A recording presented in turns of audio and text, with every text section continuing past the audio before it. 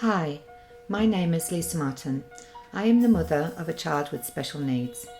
He has Fragile X syndrome. In many respects, he has been my teacher.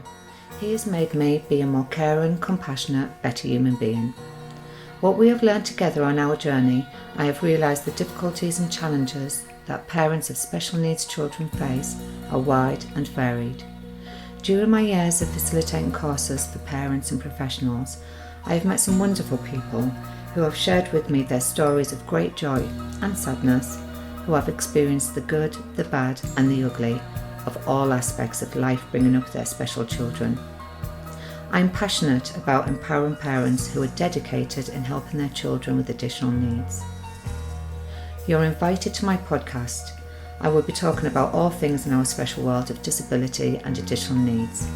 I will be interviewing other parents of children with special needs, as well as professionals and people in the community who are offering services that help. Sometimes these podcasts might touch an emotional nerve and upset you. Other times they might fill you with joy and empower you. I don't mean to make you angry or upset, but we need to get a wider audience listening and talking about disability. Only when this happens, I believe disability won't be feared as it is today.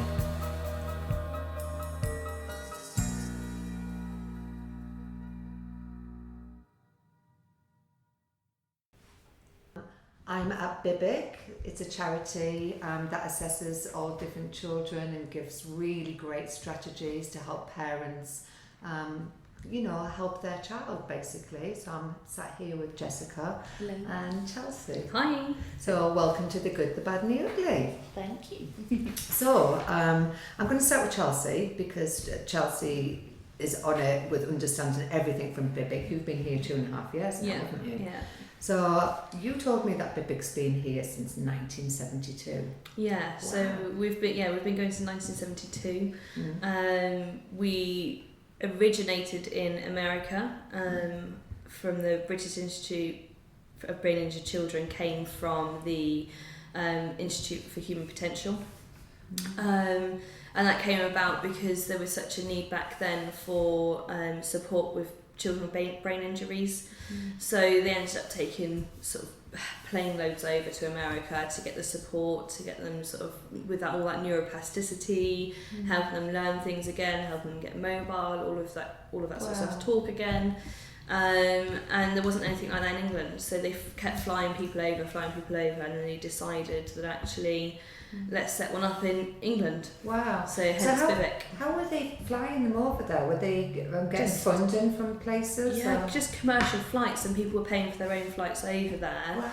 Right. It was a real sense of community because all the communities came together and helped and supported each other. That's amazing. So they kind of fundraised for themselves really to go over there. Yeah. And they were going over to America because like America is like 20 years ahead of this country in so many different things, isn't it? So brilliant. So now you're here and so you started off with brain injury children, but it's moved on from that, hasn't it? Yeah, roughly around kind of, you look around 18 to 20-ish, really kind of loosely, years ago, so I don't know the precise number. And it started moving away from profound children, because it wasn't just brain injuries as it kind of developed. It developed into just profound children with cerebral palsy,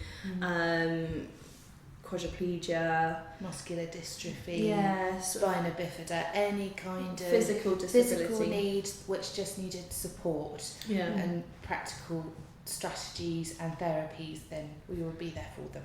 And we sort of moved away. We haven't moved away from it totally. We still get children like that, and we still welcome children like that. Of course we do.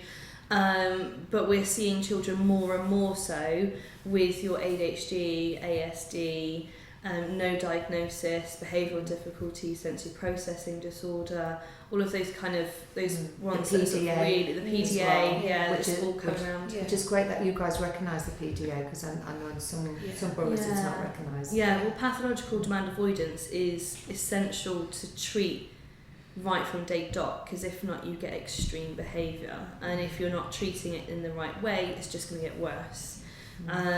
Because typical behaviour strategies going down those firm boundaries, they just don't work, and you will end up with twice as bad behaviour than you did before.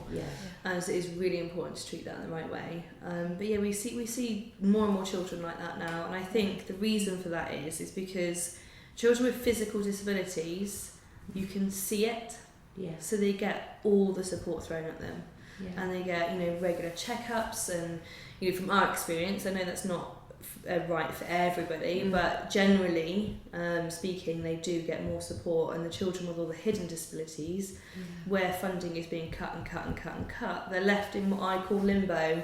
That's what I'm calling it at the moment, because it's where they are too naughty for school, so schools exclude them, but they haven't got any HCP, so they haven't got a diagnosis, so they can't get into specialist provision.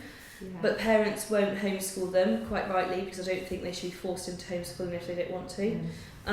So they just end up in this limbo between provisions, just waiting round and round and round and round. I mean, I've worked with children who are about like 6-7 years old who've never had an education.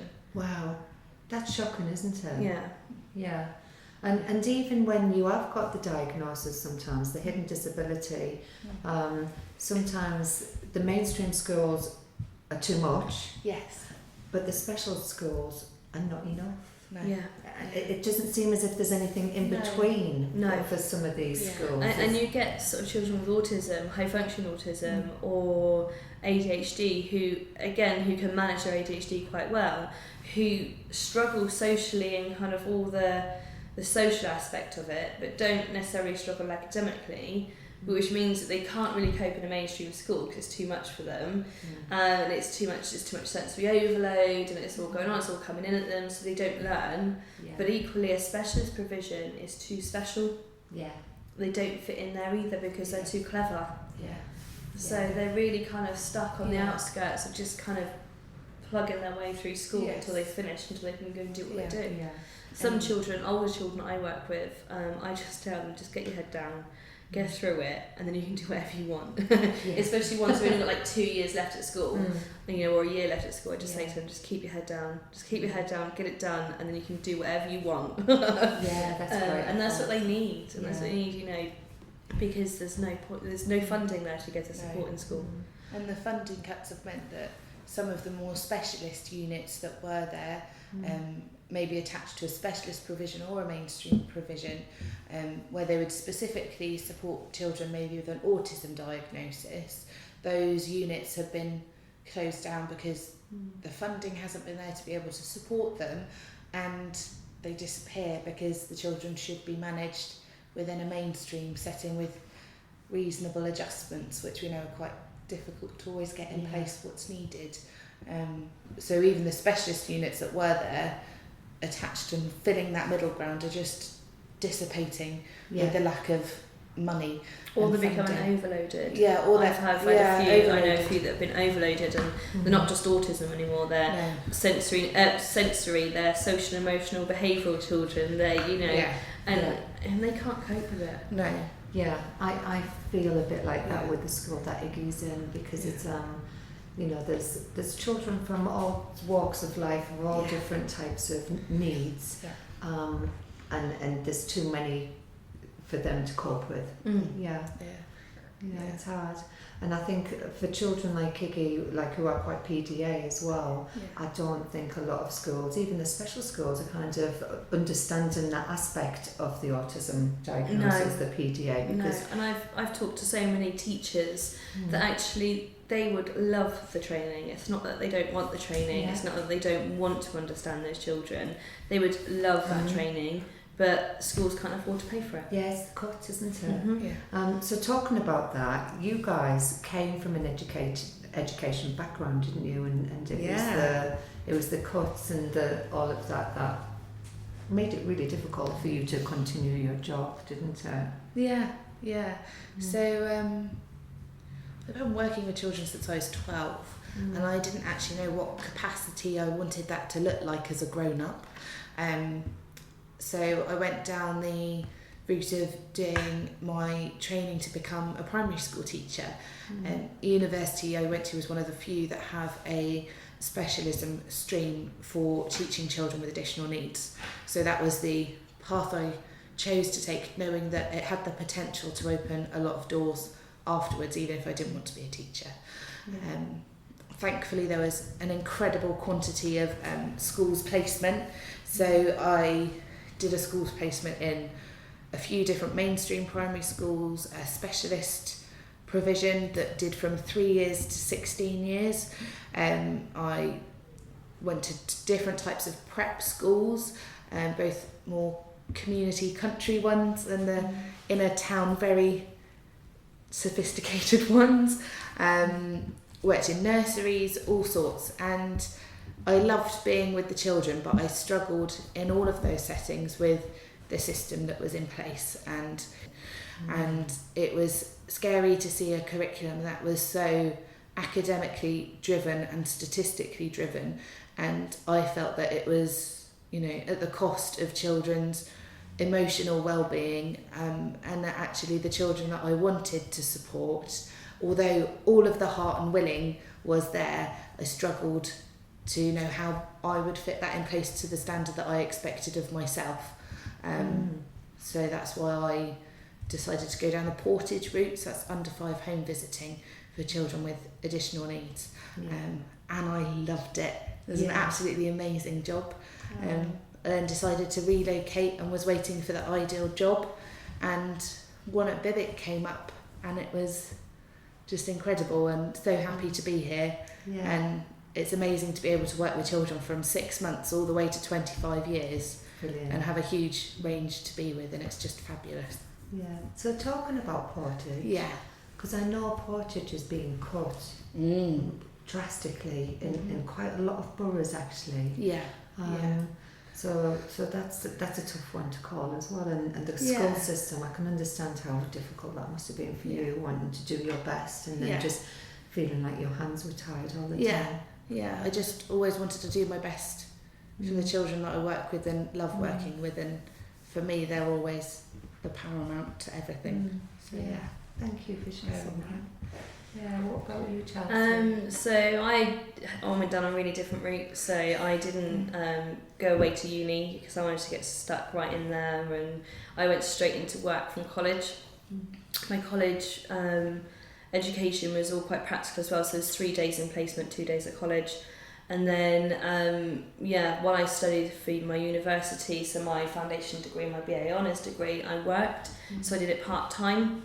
Hence why I've got quite a lot of experience at such a young age, because I didn't want to go away to uni. I wanted to get straight in there and help children straight away, so that's what I did.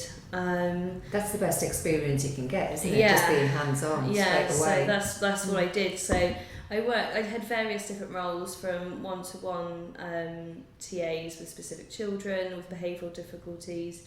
So my background is very much behaviour, so I've always worked with the children with severe behaviour.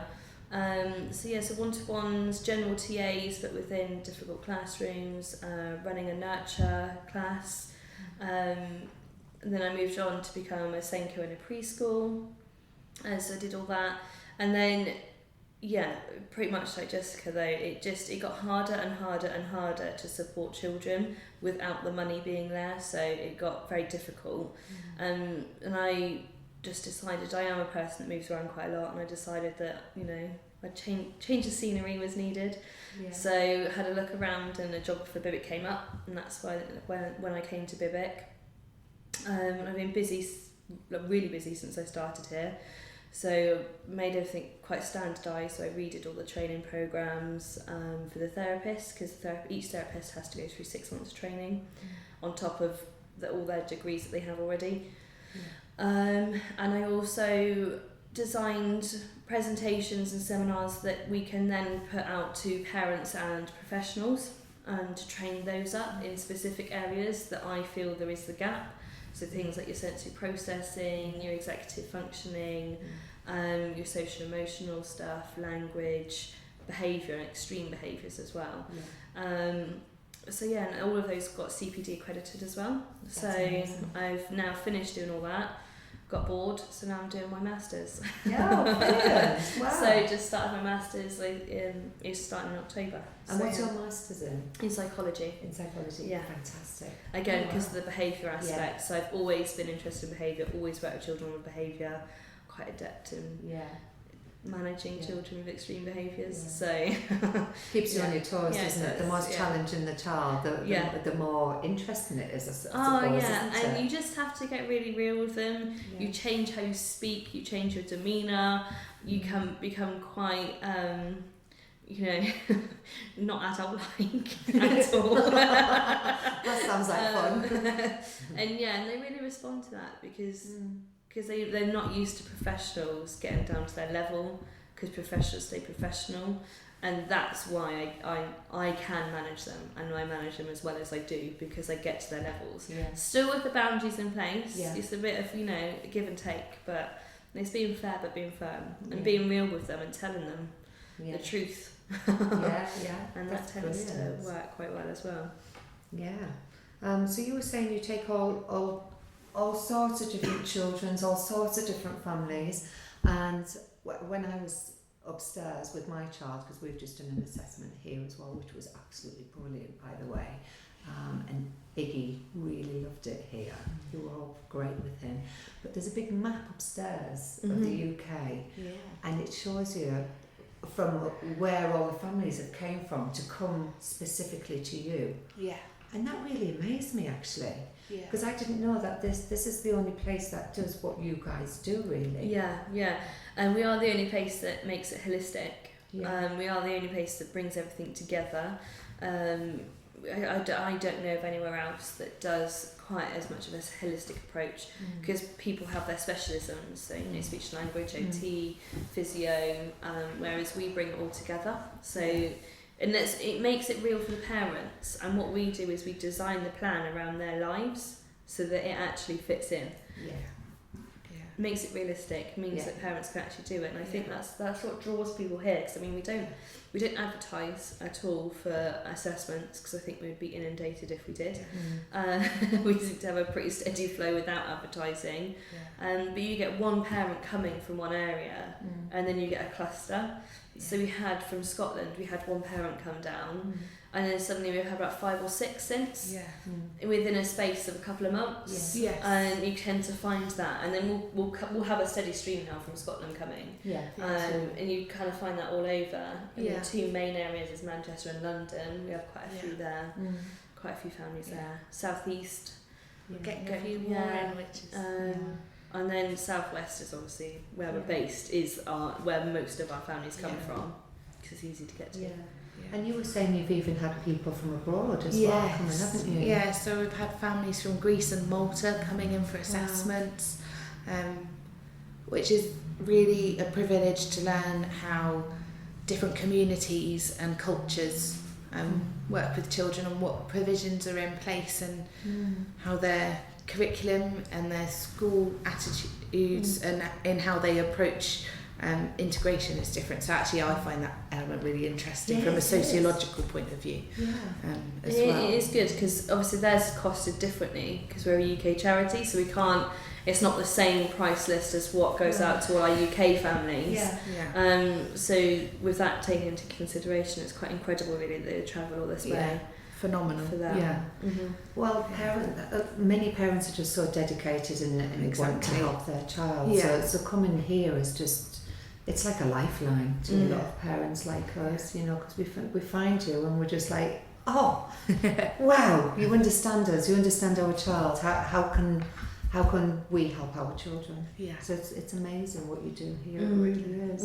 We do, a part of the process of getting into an assessment is you would have gone through is the telephone interview stage, where we collect all the history, and you quite often have just parents crying down the phone, don't you? That can be quite an emotional hour. Where they just they start off quite reserved and not quite sure how to approach it, and it's very much quite factual. And then as they can hear the understanding voice at the end of the line, they really start to open up, and suddenly you just get this kind of gush of emotion and relief, and it's like a weight has been lifted from them, because we're the first people that actually, 1, believe what they're saying, and 2, respect their views and know that they are experts on their children. And 3, that actually we're not judging them. There's no judgment here at all, because you can't judge, because children with additional needs are the most difficult children. They're just highly but they complex. are the most loveliest children to work with, but it doesn't make it any easier on home life. Yeah. So obviously tensions do get high, and parents appreciate that we can understand that and accept it. Yeah, for sure. Yeah, because you were saying to me that, you know, a lot of your parents that have came here have told you that they haven't been listened to, and they've all just been shoved onto parent courses and things like that. Yeah, I mean, I think it's like between 96 and 98% of our parents have all been on the parenting course, as I call it, the one, which is brilliant for typical children and for parents who just aren't quite sure what to do. Brilliant. It has its place and it's fantastic for those children. But for atypical children, who with ASD, with ADHD, you know, they just don't work. Yeah. They do not work because reward charts don't work. The naughty step doesn't work. So it just, you know, and then so I think I've had a parent go on it 6 times, I think is the most. I've known a parent go on it. And you do sort of look and think you need to be assessing what you're doing, really, like talking about the professionals working with that family, because 6 times something's not working. Yeah. Because I was saying that, I mean, I actually facilitate the Strengthen Families, Strengthen Communities course, but I've had to completely adapt many of the strategies. I mean, the praise and the ignoring bad behaviour and the giving praise to behaviour you want to see increase, that works really well. But when it comes to the more complex strategies, I've had to adapt them to like we're working towards chart with 5 steps. Because our children need instant gratification rather than they can't wait a week for the incentive, and it's too long. It's just too long. They forgot about it by then. Yeah. So it is like adapting to the individual child, isn't it? Yeah. And consequences is the worst thing you can do. Yeah. Because once they've lost everything, they've got nothing else to lose. Yeah, that's right. So it does, like, you know, they don't work. Yeah. Like you were saying earlier, Jessica, it's like the carrot on the stick works much better, doesn't it? The old sayings are there for a reason. Yeah, you're absolutely right. Or in Iggy's case, grapes, biscuits and oranges. Oh yes, food is a massive motivator. Massive. Yeah. So we're also talking about sometimes the parents come and they just have this big massive pile of paperwork that they just clunk on your desk and say, well, we're seeing all the professionals and they give us this, but what does it mean? What does it mean? You know, we don't know what to do with that. We don't even recognise any of the lingo. What does it mean? So what happens when you get that? So yeah, it is kind of, it's quite funny, and they come in this huge stack, and it's like a folder. Some of them even have got ring binders full of just paperwork, and trying to decipher, if you aren't used to that sort of language, what you actually need to do as a parent to support your child is really hard. And we often explain to parents what they mean, and we have a look through them, we explain them, we show them how that links to things that we've done. And then with our plans, what we will do is we will draw out of the other professionals' work and pull and say, right, okay, yeah, they are right, you need to be doing this, this and this. And then we'll add all the rest of our things in with them as well. But it just brings it all into one singular plan, rather than having 20 different reports with each of them having 10 different strategies that may overlap, but just said in different ways.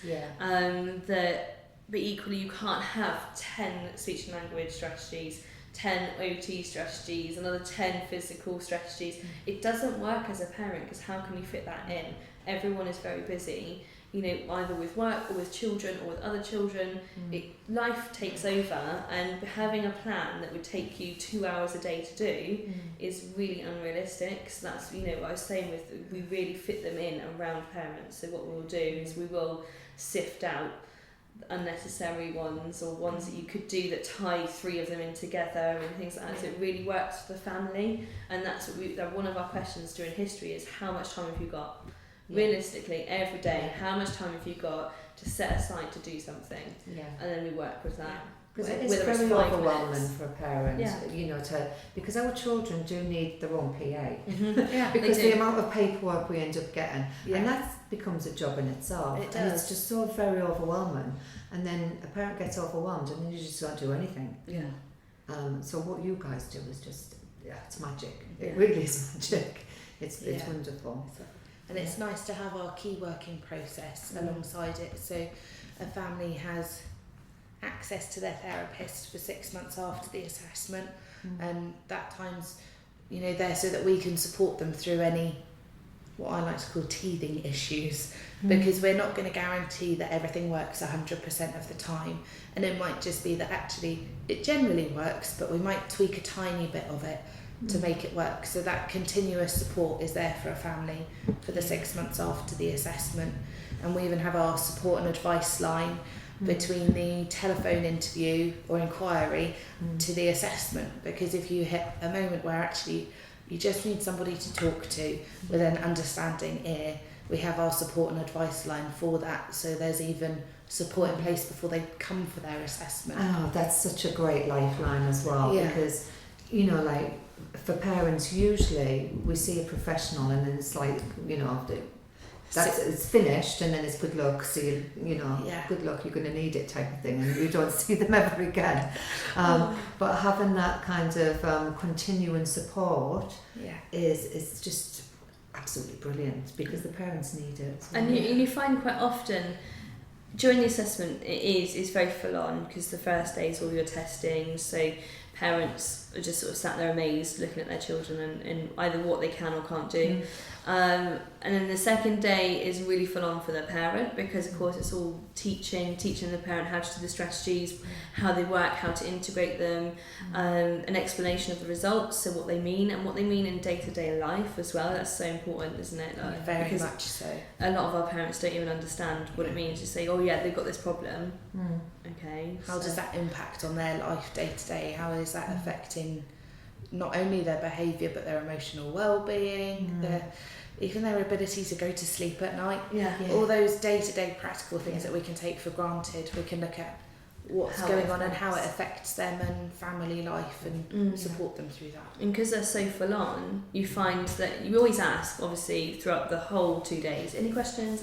Yeah. But quite often you don't get any questions, because the parents are just quite sort of taken aback. It's full on, you can't really think, your brain's Yeah. processing the information, your brain is just overworked.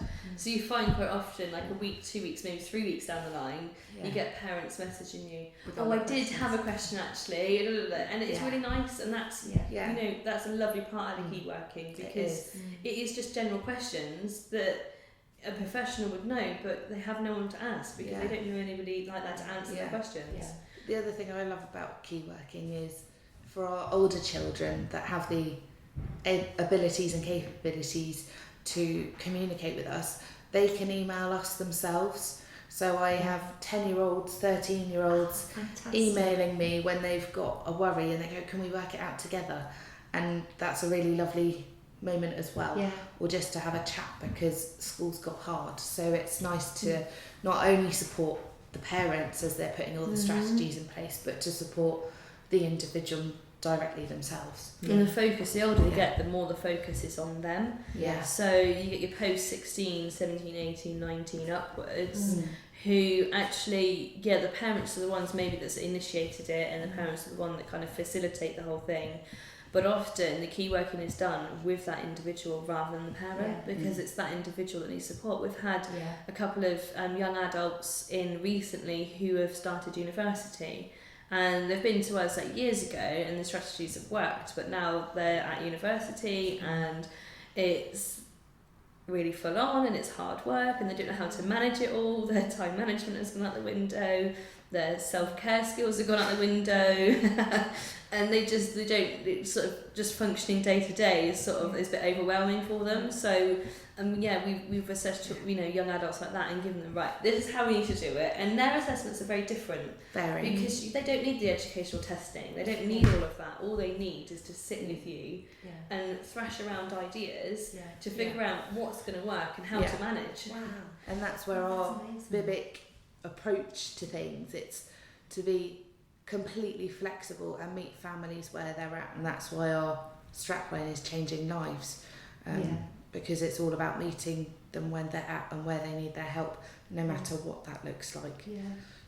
Yeah, I think that's brilliant. I didn't know that you'd done Yeah. that, because when you think of our children, because this is what worries me. Like I can facilitate my child to self-regulate, but I'm not there 24 hours a day. You know, so everybody else needs to do that. But eventually, he's going to need to self-regulate, and it's that he needs to be taught. So it's great that you're doing that with the kids who are kind of coming in as well.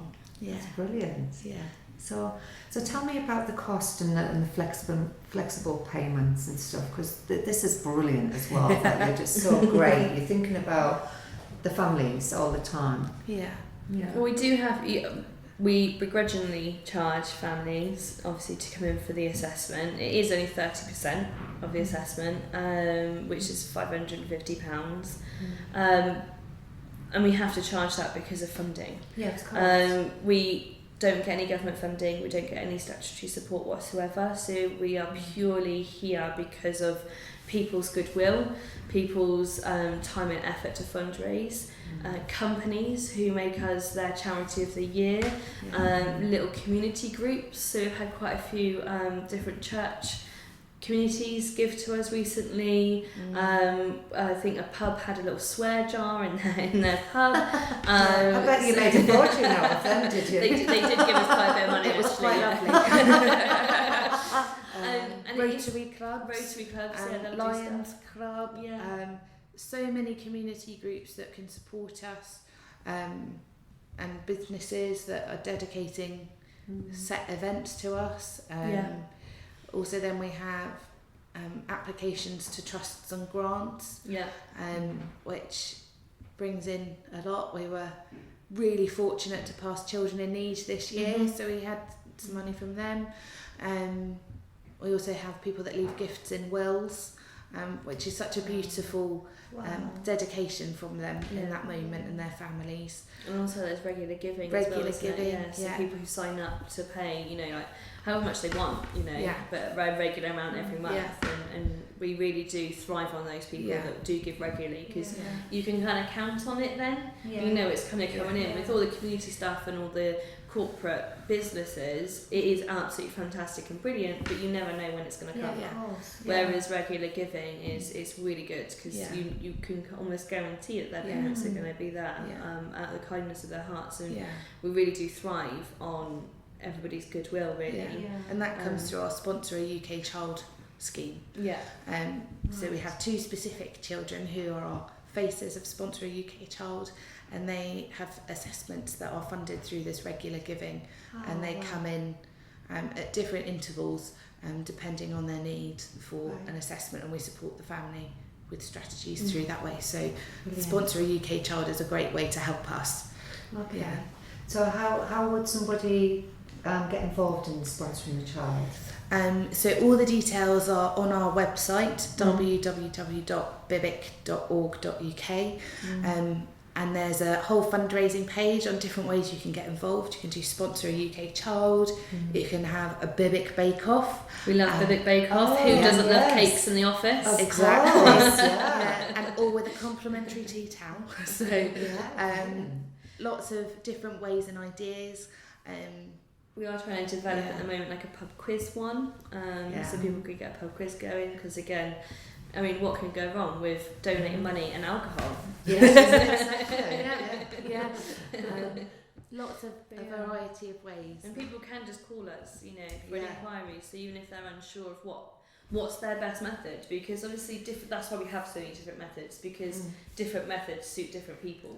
And if they're unsure of what they actually want to commit or what they want to do, they can always just call the office on 01458 253344 and speak to anybody, and we can tell them and explain to them. And we quite often, we always invite people in. We're very welcoming. So even if it is like a small business that wants to come and find out what we do, to be able to before they sign up as it were, you know, we do let people come in and have a look around. They always love a play in the sensory room.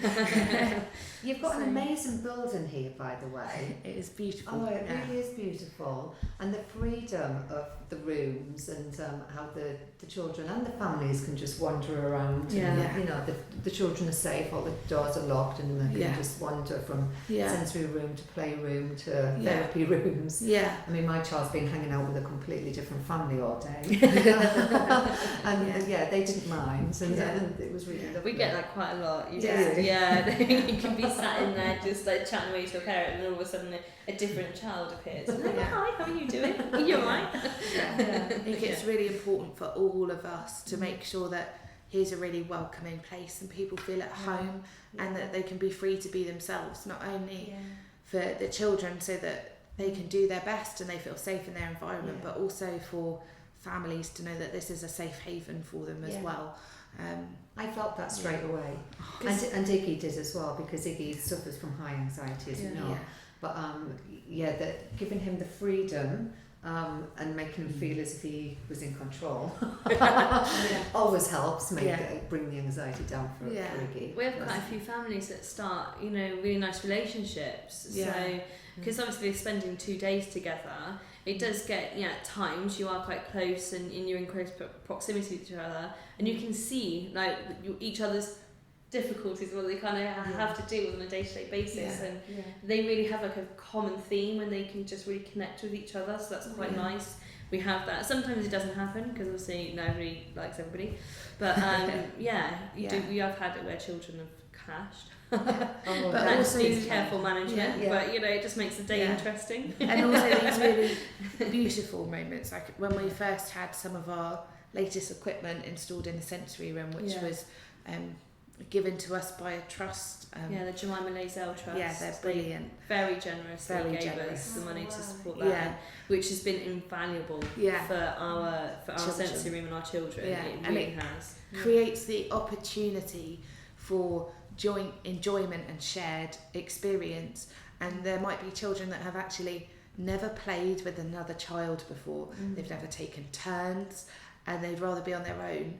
But by the end of the second day, you see them sat next to each other on the beanbag with the interactive screen, taking turns to complete puzzles or playing on the magic carpet. And they're just those really beautiful moments where you can stand back as a therapist or as a parent or a carer and actually go, that's one of the golden moments, and you can take that away and keep it in your treasure box, which is just, I love those moments. It's a very rewarding job you've got, isn't it? You know, I wouldn't to have change these it. moments and see. It's I mean, it's brilliant. I can imagine it's very challenging at times, but then, like you said, the golden moments just make up for them challenging times as well. Anyway, don't I mean, there are days you get to the end of it and hearing what a family's gone through, and you just want to cry. And then to have those moments of joy is just brilliant, and the most rewarding job.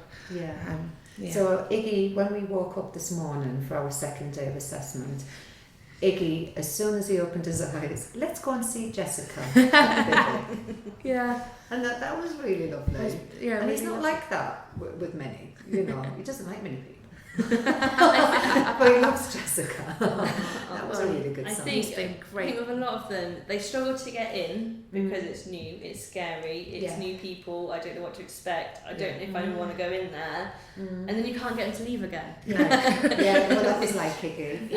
We have a lot of children saying, can you not just make a Bibic school? I said today, can we just kidnap Jessica and take her back to London with us and have her in our lives 24/7? We wouldn't have any therapists left, because I think everybody offers. Do you want to come back with us? I'd love to. We'd all love to. We could just clone ourselves and send them away with your own personal therapist. Oh, it's so lovely. You're doing such a great job.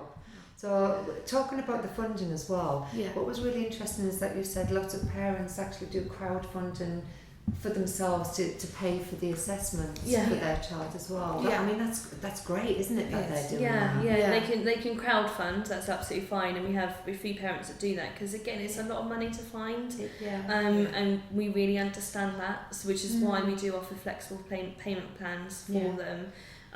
because we don't want money to stand in the way of their child getting support, because their child needs support, and we are about the child, not about money.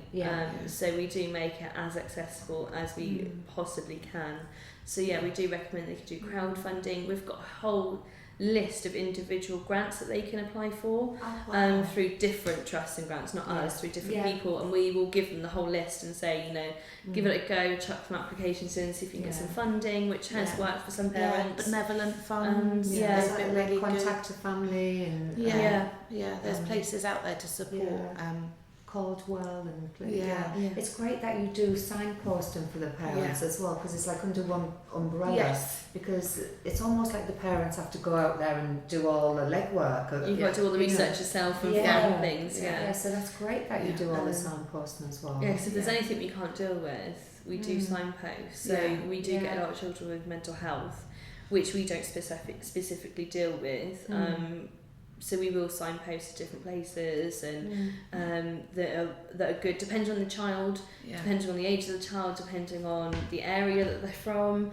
So we will sort of signpost mental health difficulties as well, because we just can't, you can't do everything. But so we will signpost for that. I think we do help anxiety because we deal with the underlying causes. But it's just kind of a byproduct of what we do rather than what we deal with, really. I mean, I can't believe that you don't get funding from the local authority. That's absolutely shocking, isn't it? Because they should be putting some money towards all of this. They should. They should, whether they would or could. And that makes your fundraising a lot more difficult, isn't it? Because it means that a lot more people are going for the same funding, isn't it? So places that used to get statutory funding no longer get statutory funding, so they need to look for different funding streams. So they're going for trusts and grants, and that is one of our big sources of income, is trusts and grants. And so the competition is fierce now. I'm hearing this with lots of all the companies across the board. It's the cuts again, isn't it? The cuts to the schooling, the cuts to the charities. It's outrageous. But that's another podcast. Won't get into politics. But what I was liking about your social media as well, what we were talking about, remind me about the therapy Thursdays. So you're given great advice on your social media about so we have therapy. Twitter, Instagram and Facebook, and we use those so therapy Thursdays might be feedback from a family to go, actually we can do our job really well, or it might be actually firework nights coming up, and that could be really stressful for children with difficulties with sensory processing. So we do top tips for getting through firework night, or top tips for Christmas, or going to the panto, all of those kind of everyday experiences that when you have sensory processing is difficult. So we do our top tips. Or if we found, because a lot of us, because we're a bit sad, we do all like different research things, and we like all those pages that aren't just social, they are for educational purposes. We'll see a little article or see a little thing and we'll go, oh yeah, let's share that, parents would love to read that, or no, definitely parents need to see this, because I think I found there was a policy that I posted the other day, because it was like, actually it was the policy for EHCPs. I was like, parents need to see that, let's get that on there. We'll have to swap, because on my site as well, I do similar things, so we can probably help each other out. Definitely. Share. Because it's all about getting that information out there and sharing it, isn't it? That's my belief as well, my ethos. Ours too, and we will link in other pages that we might have seen that have been helpful. So that's Thursdays. Fridays, fundraising Friday. So Andy, who's one of our fundraising whizzes, gets on and might be telling us about people we've met in the week, or who've come round that are going to support us, any upcoming events we might have, any money that's been donated, celebrations. It's always good to celebrate. Exactly. Had one lady who ran the London Marathon for us, so she got her picture up. She was amazing. But anything, no matter how small or big, is celebrated, which is fab. And then, just for good fun, we have Sassy Saturdays where... I like the sound of that. It generally ends up showing the things that we as a team, not just therapy, fundraising, our amazing people in the background who are really at the foreground of what we do. Basically, it just tends to end up being us having those silly moments of fun, which is our Sassy Saturday. So don't forget to have fun, or have an ice cream if it's hot and sunny. That's anything. Yeah, brilliant. Yeah. It's a bit like I've got a friend who does videos, and she always has a blooper Sunday. Is it Sunday or Saturday? But she puts like the cuts that didn't make the video. And she calls it blooper Sundays. That is our Sassy Saturday. Yeah. Brilliant. Yeah, our Sassy Saturdays It's the is silliness Yeah. behind the scenes. Yeah, I like that. Yeah, because you do need a little dose of silliness some days. Oh yeah. Yeah. No, definitely. Keep your sanity. And something else you were telling me about, which I just think is brilliant as well, is that you get the local students in for work placements. Yeah, as so we are really trying to link with local colleges at the moment. Andy, again, our whiz, he's been working really hard on that to make partnerships with different colleges to get permanent students in throughout their course, so you have like the long-term students. We also support schools, so with their students, their school placements, their work experience weeks.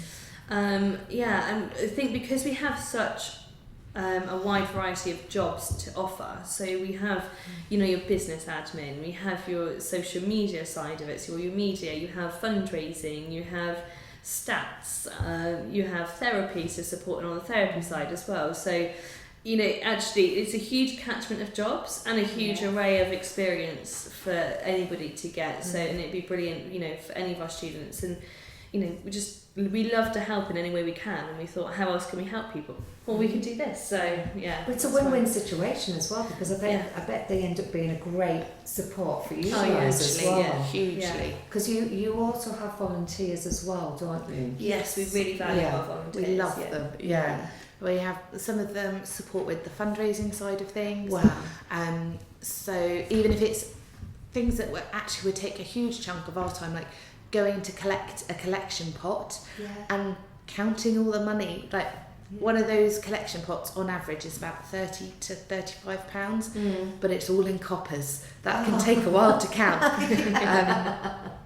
And we have other ones that help with the therapy side of things, making up or chart packs or helping with our archiving. They've all gone through the correct hiring process. They're all DBS checked. We have other ones that help with fundraising admin, or even with our computers, because sometimes computers make us very cross. So it's nice to have a volunteer to come and go, you just need to click that and then it will work. Which is fab. So it's I don't get on with technology. It doesn't work nowhere it near as fast as I need it to work. It needs to be done now or yesterday.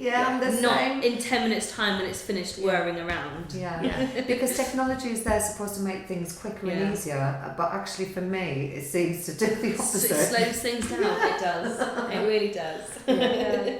Oh, it's brilliant. So we were talking about earlier, I just brought this up in conversation that I thought is really interesting, because at the moment they're trying to get rid of the Asperger's. I work with adults with Asperger's, and they are really upset that they're trying to get rid of this label, but they actually, it's their identity. So can you share your thoughts on this? Yeah, I mean, I think either which way you want to do it, I think, in medical terms. I think medical terms it makes sense because autism it is a spectrum. It is it's not linear, so you're not you haven't got low autism or high autism. It is very much the triad. So some people might have difficulties in some areas but not others. So I think by making it all one kind of under one umbrella, it does make it a lot easier as a collective medically to assess and manage. However, getting rid of the Asperger's makes it very confusing for parents. Because it's like, I don't know if they've got Asperger's or high functioning autism. Well, actually, they're both exactly the same thing. So in terms of name-wise, it does make it very confusing, especially because some professionals are still diagnosing Asperger's. So actually, that is making it even more confusing for parents. And then equally, like you said earlier, you have people who call themselves the Aspies. Yeah. So actually, by getting rid of the Asperger's name, you're actually stripping them of their identity. Yeah. Which, I mean, that's cruel. It's not. That's not nice. No one likes to be stripped of their identity. If that's how they want to identify as a collective, then they should continue to do so, whether the name is there or not. I think, because you don't want to lose your identity, and people with that, Asperger's or high functioning autism, whatever you kind of want to call it, they shine. They really do shine, and they see the world in a totally different perspective, and which obviously benefits them greatly.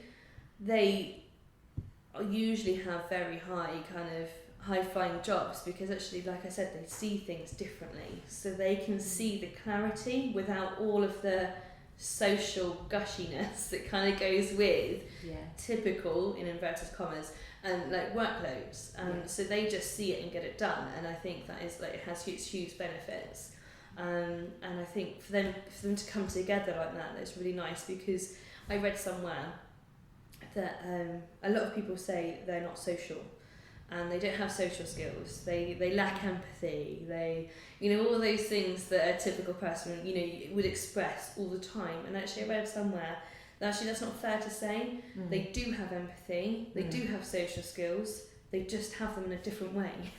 It's not the same way as what society expects them to have it. So they're then classed as not having them, when actually they really do. They just do it differently. That is unfair, isn't it? Who was the doctor? Dr. Baron Cohen. He's been kind of controversial by saying that, wasn't he? And it really upset a lot of the autistic community, because they are social, but just in a different way. They like to socialise. They don't like to be totally isolated on their own, but they like to socialise on their own terms. They don't like to be continuously around people, but to be honest, I know people that don't always like to be around people either. And it doesn't mean they've got autism. Exactly. It just means they like time on their own, like anybody else would. So I think to class it as, they lack this, they lack that, they lack the other. No, they don't. You just need to look at it through their eyes. Yeah, that's right. Yeah, that was well said. Thank you. Yeah, and you were saying about when you're doing assessments as well, you've got different assessment papers that are still used as in Asperger's. Yes. So we don't diagnose here at Bibic, but we do have access to screeners which just give a likelihood or a probability. And with the autism ones, we have two separate ones. One that looks at the more stereotyped behaviours associated with autism and how it affects communications in terms of what can they actually say. Is it quite echolalic or are they non-verbal? So it looks at that aspect. So that's the Gilliam Autism Rating Scale.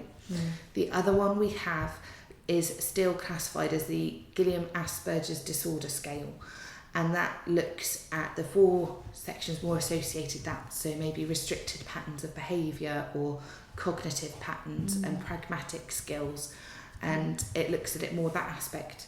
So when I might bring a GAD, as we call it, up to parents and it says Asperger's, and I have parents go, but I don't think that's diagnosed anymore, and what does that mean? Why are you using that paper? And it's difficult because the screeners we have access to haven't caught up yet with the changes in the medical world, because they take that time to do the research and they have to be standardised, and that takes a lot of time. So it's even confusing with that aspect that we do sometimes. So it's good that we then have that ability to talk it through with the parent and say, actually, it's looking at high functioning autism.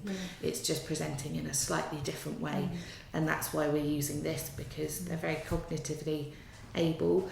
It's just that they're quite focused on certain things in particular. Yeah, it is very confusing for parents, isn't it? Because when I teach courses to parents, quite often there's this misunderstanding that a child that's non-verbal has low cognitive ability, Yeah. and a child who was very verbal has high cognitive ability. Yeah. And as we know, that can be very different. It's not necessarily right. It can be the opposite. Exactly. And, a child can be talking a lot, but they don't really understand what they're talking about. Yes. And a child who's non-verbal can be actually really quite clever with things as well. Hugely. And that's not just limited, for want of a better word, with autism. That could be with so many things. Like we can see some very physically profound children here, but actually they're able to communicate through our tests that we use that don't have a verbal element, what they're capable of, and it's phenomenal. But then you think, actually, that must just be so difficult to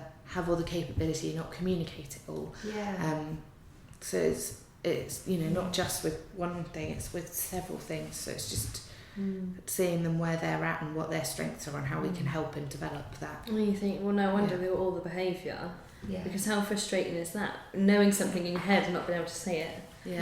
That's so frustrating. And then because you can't say it or because you can't communicate, people then start talking to you like you're stupid. I had an assessment recently, and the young boy has got a diagnosis of autism, but actually he is very intelligent. He's got a very high IQ, and the school is treating him like he has a sort of low functioning autism, and they're sort of putting all the strategies, say the typical strategies that you would put into place for somebody, a child with autism. And actually he doesn't really need those, because he said to me on the assessment that he just feels patronised all the time, just because they've seen autism, they've gone, oh yeah, we need to treat this like this, not looking at the individual and thinking, okay, he's got an autism diagnosis, but what does he need? Does he need all of that, or does he just need this, or does he just need that? You don't, all autism strategies don't always work for every single autistic child. You have to differentiate like you would with any other child, but I don't know what it is with autism. People just kind of loop it all together and go, yes, autism, so they've got all these problems. And actually, you've got to look at the individual, because they may have autism, but that may just mean they just struggle a little bit socially, or they struggle to maybe converse, which then as a child can affect obviously social skills and behaviour, because if they aren't necessarily making the friends like all their other peers, that does start then causing behaviours. But as they go into adulthood, it doesn't really have that much effect. They just learn to manage it in different ways. Because I think a lot of the time it's not differentiated enough for everybody, and they just see it, they just class it. They do the same with ADHD as well. They class it the as same with Fragile X syndrome. They just see it as that thing, and then that's it, and that's how we need to deal with it. And not looking, going, okay, so that's an aspect. But what is this child? How do we need to deal with this child? But I think what you were saying earlier about the lack of funding in the schools is that the schools are not getting the correct or enough training in the individual things. Because Iggy has Fragile X syndrome. Well, he's complex. He's also got ASD as well. But in his school, not many people know about Fragile X syndrome, but they're doing the autism teach and all of, putting all the strategies in place for Iggy the same as they would for the autistic children. And sometimes they just don't work for Iggy at all, because he's unique, as in every child is unique. And there's all this language bandied around, like each unique child will reach their full potential and all of that, and every school uses that. But the school hasn't got enough resources to be able to manage that. That's right. That's absolutely right, and that's a real worry and a concern, isn't it? Because our children are really complex. And, a teacher's got 30 children, or up to 30, maybe sometimes more, in their class. And if they haven't been given a TA because of funding, so then even if they did have a TA, that's 2 members of staff to 30 children. Each individual child would have their individual needs that need to be met, and then you've got a certain percentage of SEN in there, and then you have a percentage of children that will have sensory difficulties that will need, so you throw all that in together and you think, well, no wonder nothing's getting done, because how can two people manage that and teach them as well? Exactly. You know, and teach them all the It's a things big that ask, isn't it? Because Huge. what's happening in the schools as well now with this universal credit, the universal approach of occupational therapy, speech therapy. So the occupational therapy will come in, but then the teacher has to watch what they're doing, and then they have to also, on top of teaching, and stuff, on top of looking after all of these unique individuals, then kind of put in place the OT strategies and the speech and language strategy. So it's like, you may have 4 or 5 teacher. children in the class like that. And they're not just teaching, they're actually being a therapist as well. And I don't think they're getting paid any extra money to do all of this. No, they won't.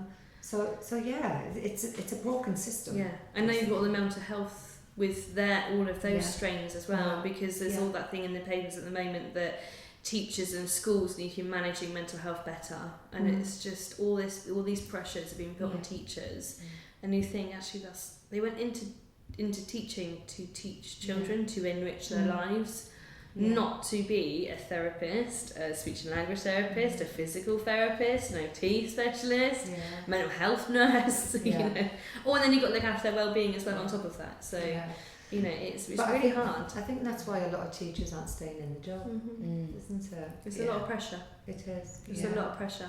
Yeah. You know. And they end up working, and there's a huge misconception, and I'm going to say it because it really bugs me, because it used to bug me all the time, of how, your teachers get all this time off. They get all the summer holidays. How many breaks do they need in a year? But actually those breaks are taken up with catching up with their teaching life. So it is marking, it's writing all of their plans for the following term. It's collecting resources, making resources, because who's going to make all their resources for them? You know, so it's, you know, their holidays get taken up. They don't get all these holidays that people think. I realise that, but you're absolutely right. It is a misconception, isn't it? It really is. And it's glad that you've said that. Because it used to really annoy me, because I know when I used to get all the holidays, you're all right, you got all that holiday. No, I don't, actually. Good, yeah. I think we need to have a big shout out to the teachers. I think because, you know, they're getting a really bad rap, and it's not their fault. It's the cuts. It really is. But then being a parent of a child with additional needs, knowing that your child isn't getting the provision that's needed, and it makes us angry. And sometimes parents, they're putting their anger onto the wrong people.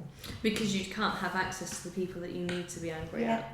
You're absolutely right. The people that are there are the teachers, because they're on the front line. So they are. And they don't need that. They don't need to be shouted at on top of everything else as well. They really don't. But equally, it is frustrating as a parent when your child's needs aren't being met. Like I said earlier about the children that are in limbo.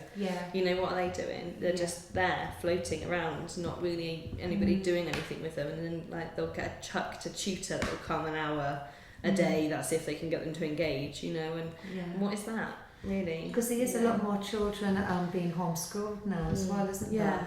And that is really challenging because, you know, they're not getting the social aspect because when you're at home with just mum or dad, you know, there is a lot of homeschooling groups that people go to. So there is like a whole homeschooling community out there, but it's not the same as being in a school. And especially for those parents, some parents, that is the route that they take because that's what they think is best for their child and that's how they want to raise their children, and that's absolutely fine. But equally, you get the parents that are forced into home education. Yeah, definitely. And that's not fair. No. And a lot of parents also feel like actually maybe it's only the private sector that's good enough to, or have the capability because they've got such a smaller class to support their children. So we have quite a few families that feel like that's the only provision that can support their child. But equally, that's not always the case. And as soon as you go into that sector, then there's all the additional costs of if your child needs extra support, you need to fund that as well. And it's just really difficult with parents always trying to do their best. It's a minefield for parents. Yeah, it is. And we're constantly feeling guilty because, you know, everything's got the good, the bad and the ugly, you know, because when I decided to put Iggy in a special school, because I know it's the right decision I made, but for ages I was always having this internal battle, but because even though I have made the right decision, sometimes I don't believe he's learning enough. Mm-hmm. He's getting other skills, and he can cope better because he's in a class of 6 rather than a class of 30. But then if he went into a mainstream school, that wouldn't quite fit either, because he wouldn't cope with that amount of people with the sensory side of stuff. But maybe he would pick up, he would model some kind of good behaviour, but then it could be bad as well. It's really hard, and I think as a parent you always feel guilt, don't you? I think always, when you're a parent of a child who is typical or non-typical, I think you always feel guilt, because there's always something that you feel that you could do better, and that's something that we really emphasise. We get quite a lot of tears from parents when we start praising the parents and saying, actually, you're doing a really good job. I was one of them parents today. Because our parents don't get told it. They don't ever get told they're doing a good job. So, and we always make sure every single assessment we find some aspect of praise. There's something that the parent does specifically that is really good. I mean, parents do a fantastic job anyway, just generally, but just to make it, more personal, we try and link it to something that actually they're doing really, really well in. And they love that, because no one ever tells them that they're doing a good job. Yeah, you're absolutely right. Yeah, and not just that, it's modelling good behaviour. Isn't it? It's modelling what you do with the children as well, to the parents. It is, isn't it? Yeah. But because everyone loves praise, and I think mums are, and dads as well. I shouldn't just say mums. Mums and dads are the people that have the most difficult job in the world and never get any praise for it. Because they haven't got a boss to stand there saying, "Oh, you're doing really well done for that. That was really good. Thanks, really appreciate that," which you would get in a normal day-to-day job. And they haven't, and I see parenting as a job, I think, because, people who stay at home and look after their children, it's still a job. It's still, just because you're not going out in the cars to go to work doesn't mean that you're not working. It's hard work looking after children. And so they don't have those people to say, "Oh yeah, well done, you did really well on that today." So, I think it gets lost, doesn't it? Oh, thank you. I do really appreciate that. Because we all need a pat on the back sometimes, don't we? Yeah, we really do. Thank you. We've gone over an hour, which is brilliant. I feel like we've probably got 10 podcasts in there. We could just carry on talking for hours. We really could. So I'm going to leave this one for now there. And thank you so much. And thank you for doing all that you do for us parents. Thank you for having us. I really do appreciate it. So let's say your email and your phone number again for people who would like to fund towards Bibic. Love that. So you can find us on Instagram, Twitter and Facebook. If you search for Bibic, you can go online to our website at www.bibic.org.uk, or you can always pick up the phone. We'd love to chat with you, and the number is 01458 253344. There's always someone happy to pick up the phone. Brilliant. Thank you so much, Jessica and Chelsea. Thank you. Thank you for having us. Thank you very much. Bye. Thank you for taking the time to join me today. To find out more about what I do, visit www.specialworldtraining.com and follow us on our Facebook page, Special World Training, Instagram and LinkedIn. I believe knowledge is power and strength is in numbers. And if more people get involved in our special world, we can all make our world a better place. Join me next week for more amazing stories from the good, the bad and the ugly.